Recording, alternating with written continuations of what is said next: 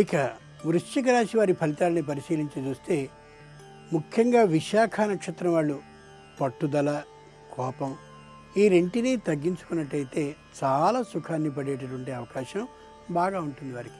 అది పుట్టుకతో వచ్చేటటువంటి లక్షణాలు కొన్ని ఉన్నప్పటికీ కూడా మనం కొద్దిగా పరిస్థితికి అనుగుణంగా వ్యవహరించకపోయినట్టయితే దానివల్ల మన ఆరోగ్యమే చెడుతుందనే యథార్థాన్ని గమనించగలిగితే చాలు.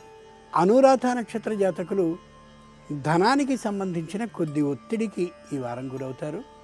అంచేత ఏ ధనాన్ని ఎవరికి ఇయ్యవలసి వస్తుందో గ్రహించి వారికి కొంత సర్దుబాటు చేసి అవతలి వారి నుంచి మనకి ఒత్తిడి లేకుండా ఉండేలా చూసుకోవడం శ్రేయస్కరం.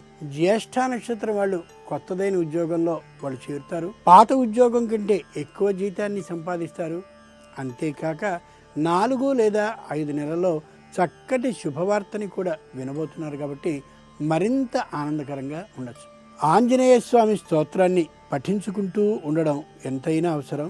ముఖ్యంగా ఈ రాశివారు ఏ వ్యక్తికి లేదా సంస్థకి కూడా రుణాలని ఇయ్యకపోవడం చాలా అవసరం.